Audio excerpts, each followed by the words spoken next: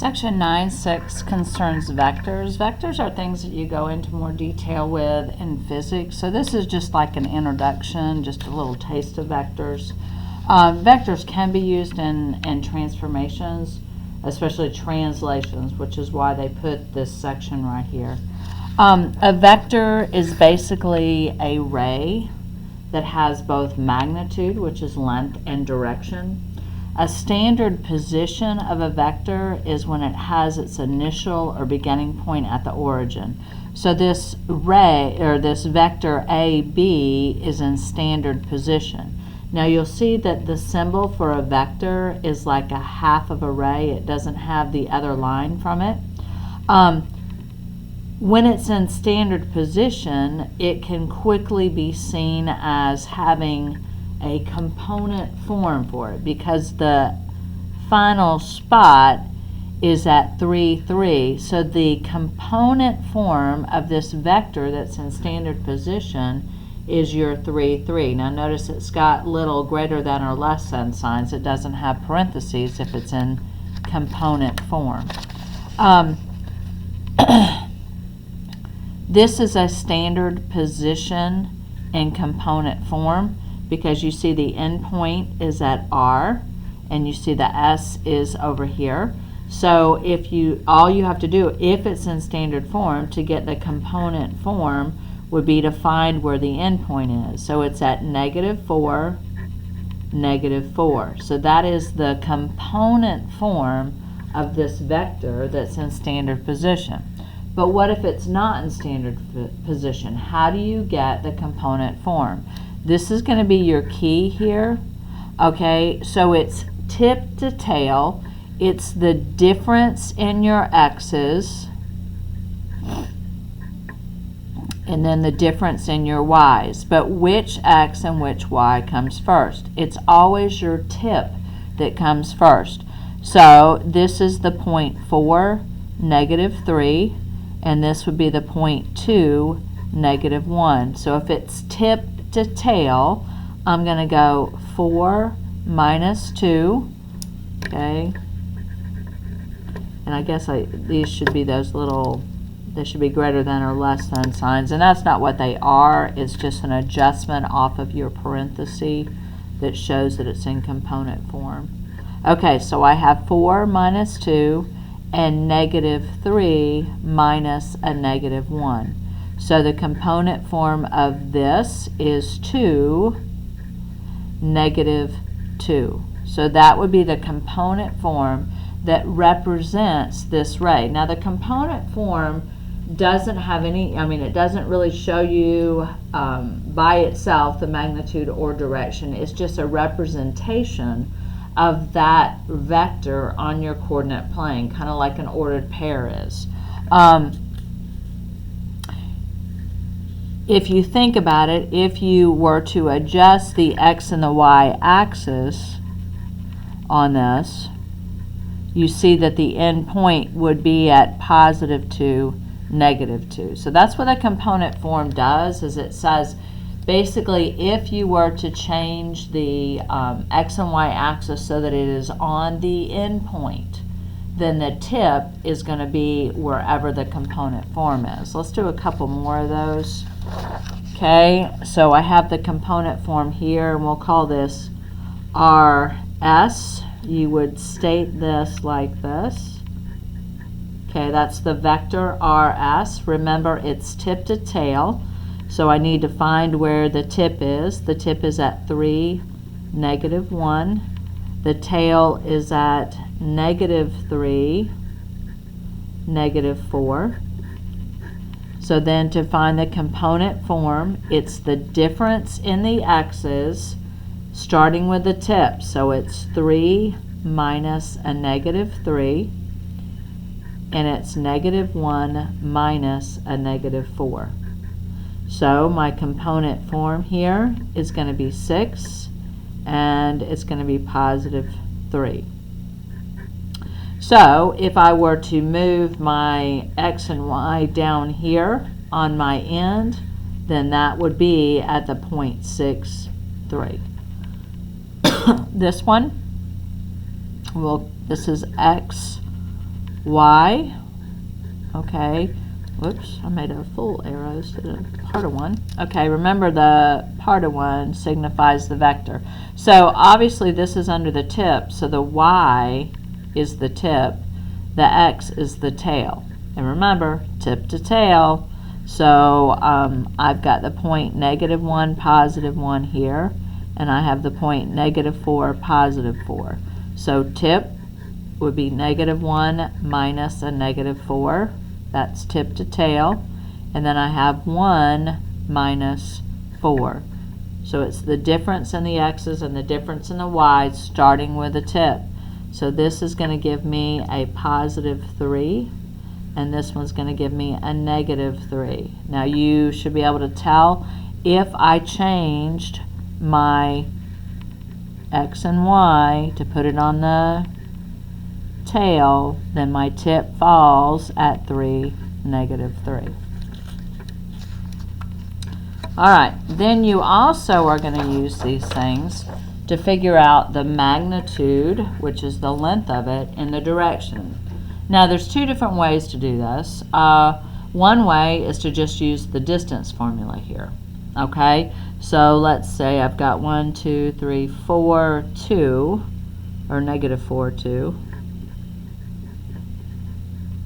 And this one is at 3, 5. So if I was going to use, now there's two different ways here. I don't know that I necessarily gave myself enough room to do that. I think I'll use the distance up here. So the distance is going to be, of course, the difference in my x's and the difference in the y's squared. Again, I'm going to go the tip minus the tail squared, the tip minus the tail squared. So this is going to give me the square root of, that's going to be -7 squared, which would be 49. This is going to be a -3 squared, which is going to be 9, which is going to give me the square root of 58, if I did that right.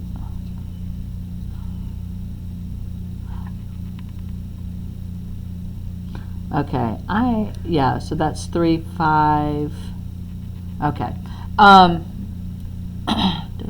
Yeah. So I have 2 minus the 5, which is the y's, and I have -4 minus the 3, which is the x's. So you have 7 squared and 3 squared. So that's going to give me 58.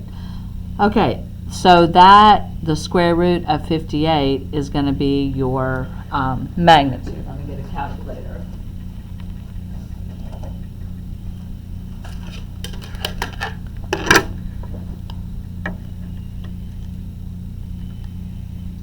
So that's going to give me approximately 7.6 is the magnitude.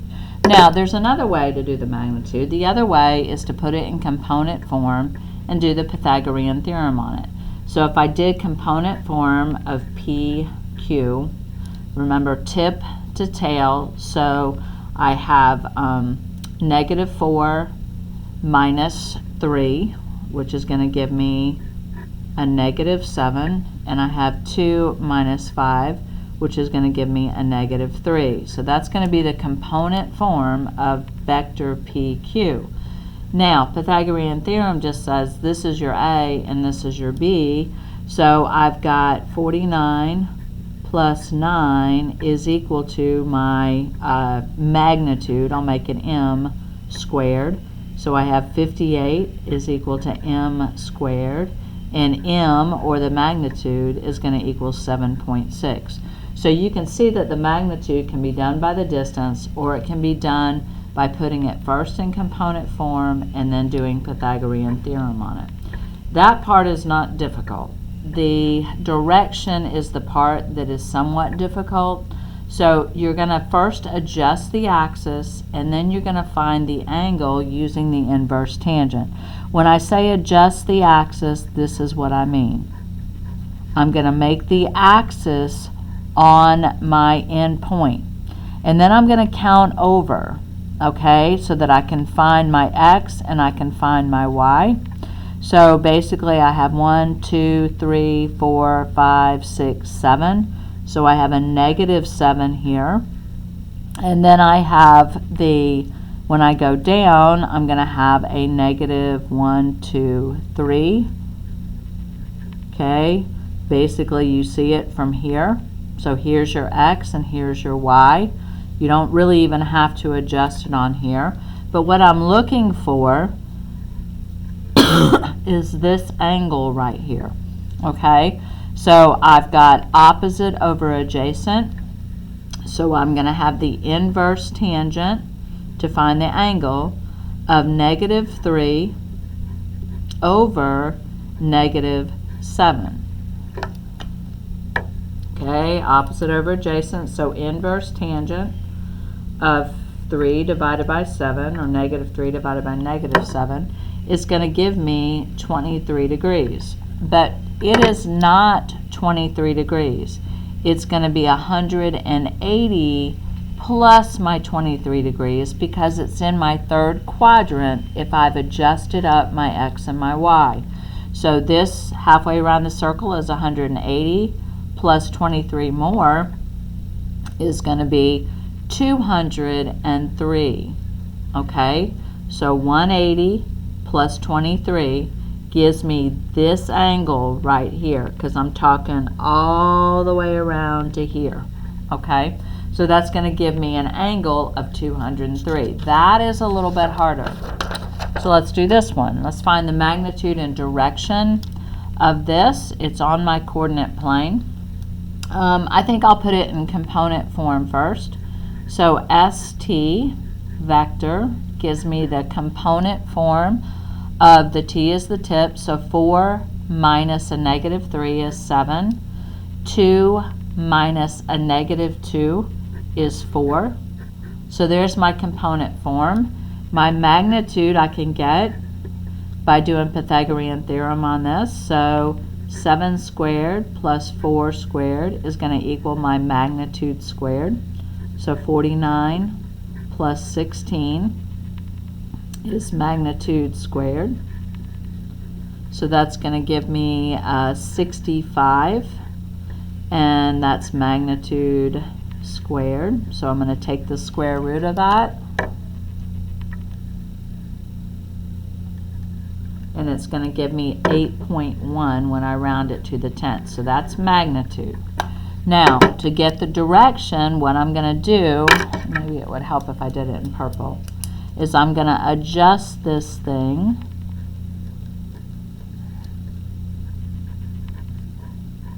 Okay, so there's my x and my y. So basically what I'm doing is I'm going, my distance here is 7, that's my x, my distance here is 4.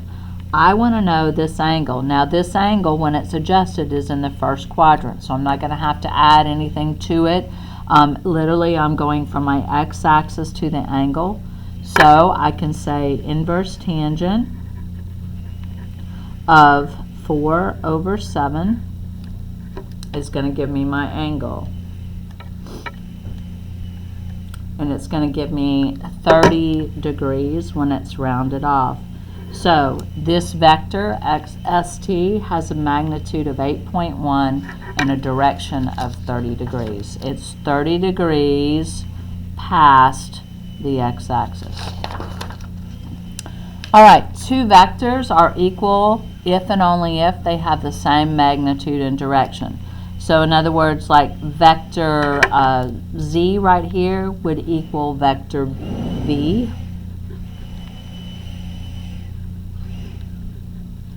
And two vectors are parallel if and only if they have the same direction or opposite. So this is parallel to this because they're going in opposite directions. These two and these two would be parallel because they're going in the same direction, as well as those and those are going in the same. So they can go in opposite directions and still be parallel. Okay, translation with vectors. This is an example of how you would use this. So I graphed this quadrilateral, and here are all the points, under the translation of the vector v that has a component form of 5, negative 5. What this tells me to do is it tells me to add 5 to the x and subtract 5 from the y. So that's your translation. So if I was going to do this by hand, let me put this all in here.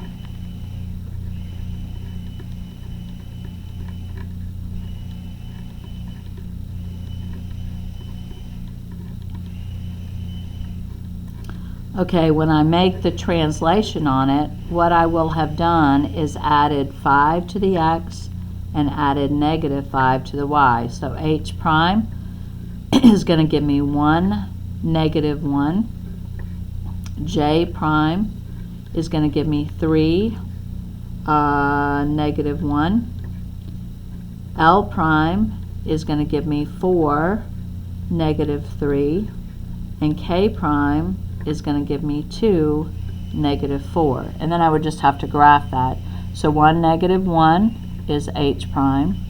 3, 1, 2, 3, negative 1 is going to be j prime. 4, negative 3 is going to give me the L prime. And 2, negative 4 is going to give me the K prime. So you can see what I did is I just translated that down, but it gave it to me in component form, but it's still the normal translations that we have. When we add vectors, we just add each of their components. So if I was to add vector m plus vector n, then the result would be negative 2 plus 7 is 5, 4 plus negative 3 is 1. So vector m plus vector n is component form 5, 1. I can find the magnitude and direction of the resulting vector. So what I just simply do, it's the same thing that I've done before, but I add these two together first. Okay, so this is the resulting vector, is going to give me a 4, 6. Okay. So if I put that on a coordinate plane, this is going to be my endpoint. 1, 2, 3, 4, 1, 2, 3, 4, 5, 6. So there is my endpoint. Okay, so if you will, I know that this is 4 over and 6 up. So to find the magnitude, I can do the Pythagorean theorem on that. So magnitude squared is going to be 4 squared plus 6 squared. So it's going to be 16 plus 36, which is going to give me 52. That's still magnitude squared. So I'm going to take the square root of that. And that's going to give me 7.2. So that's going to be the magnitude. Now the direction, you can see that it's in the first quadrant. So all I'm going to have to do is do the inverse tangent of opposite, which is 6, over adjacent, which is 4. So inverse tangent of 6 divided by 4 is going to give me 56 degrees. So that's going to be your direction. Okay? I don't have to adjust it because it's in the first quadrant. All right. So you can also use addition of vectors to be used in translations. So this, and I probably should have already graphed it, 1, negative 3 is going to be right here. So that's going to be E. 3, 1, or 3, negative 1 is going to be right here, which is F. And 4, negative 4 is going to be G. So I have this triangle. That's the original triangle. And I want to graph it under the translation of both A and B. So in a sense, I have two translations. But because they're two vectors, I can just add these components together to figure out what I'm doing. So I have negative 2 and I have positive 5. So what I'm going to do is I'm going to add negative 2 to the x and I'm going to add 5 to the y. So I have 1, negative 3. I have 3, negative 1, and I have 4, negative 4. So I'm going to add negative 2 here and positive 5 here because I combined my two translations together, so I added their vectors. So E prime is going to be negative 1, positive 2. F prime is going to be 1, 4. and G prime is going to be positive 2, positive 1. And then I just have to graph it. So negative 1, 2 is going to be E prime. 1, 4 is going to be F prime. And 2, 1 is going to be my G prime. So this has translated up. I think my lines might be a little crooked here. Something doesn't seem right. Hold on.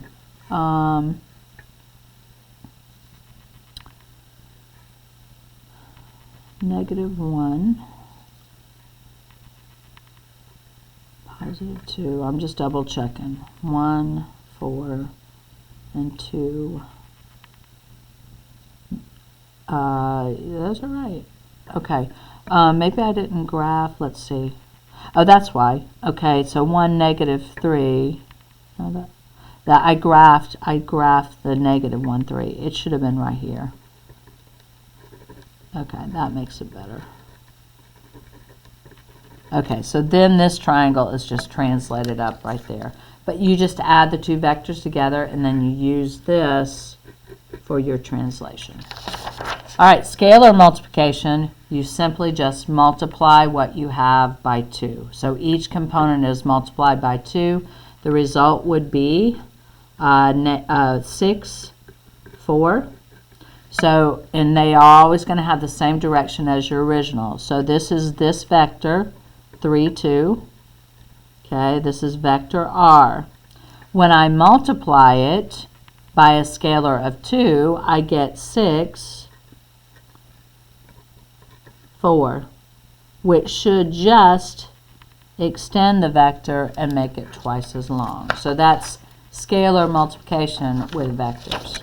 All right, your homework on this is page 503 through 504, 16 through 52 even, and it's going to seem a little different at first, so just do the best job you can.